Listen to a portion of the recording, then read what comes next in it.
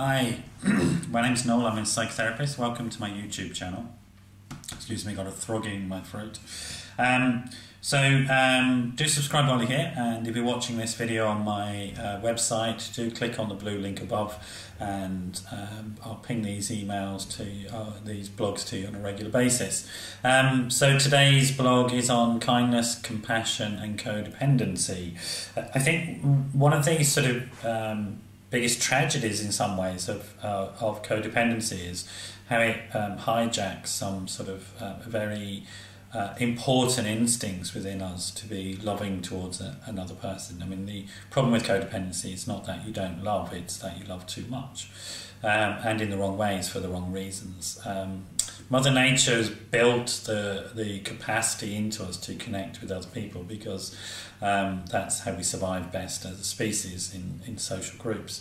Things like codependency can really disrupt that capacity to form these relationships, as can other things. Other forms of attachment disruption, earlier attachment disruption, anxious attachment, frozen attachment, those types of things are all very difficult for people to form and maintain sort of loving bonds to another person. There are ways of repairing that, thinking about it, and ways for all of us, whether we have these issues or not, to improve our happiness, our sense of happiness and well-being through a simple act of kindness. Kindness is evidenced to work as a way of improving our happiness.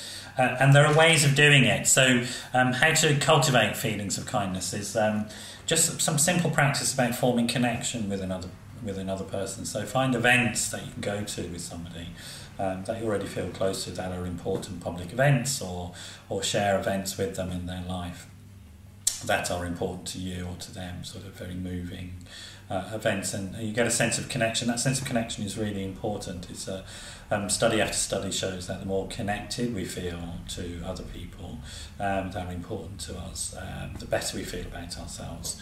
So it's developing a sense of connection, and then that's closely linked to the notion of feeling supported as well, in terms of our social networks. So having a loving social network, or an interesting and compassionate and kind social network around us. And these are things that you can do, actions that you can take. Look for people who are interested in similar things to you. Go to a dancing class, go to other classes where there are people. Zero in on those, or notice those people that have compassion and kindness as part of them, and get to know them and bring them into your social network. Those sorts of things. In terms of getting the most out of acts of kindness, it's when they're voluntary, and this is where you need to challenge any sort of codependency issues within yourself. Don't give to receive, or because you think that you have to do it or required to do it. Give because it's useful for the other person. It will be useful for you in that sense. Random acts of kindness are good for this. Giving to somebody who can't give anything back. So an easy example of that is if you get on the bus or the train or going to a shop, be compassionate and kind towards that person that you're never going to meet again, the person in a service position.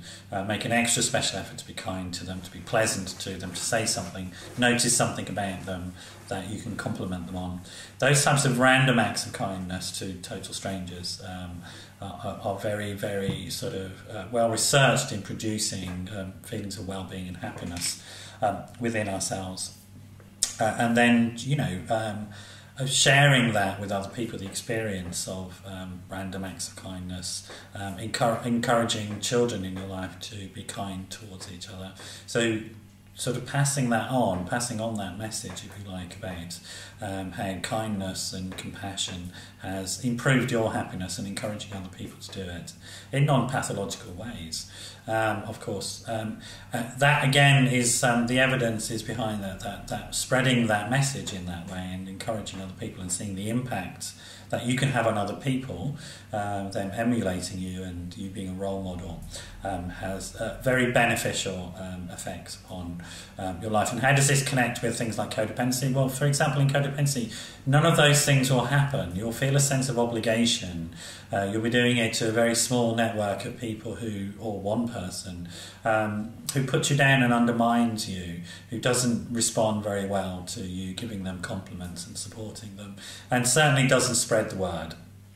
In fact, they'll do everything they can to stop you from meeting other people and growing your network.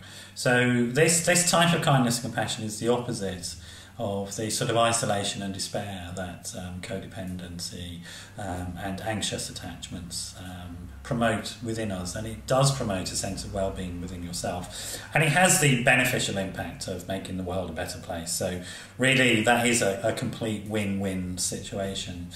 Do get in touch if you're struggling with forming healthy attachments to other people, forming loving bonds with people close to you, your children, your partner, or if you're worried about your partner or anybody in your life is doing things that are worrying you around addiction, narcissism, etc. Do get in touch and we can have a chat about that. My number is 07 506 319 745. That's 07 506 319 745. Have a great day and I hope to see you again. Bye bye.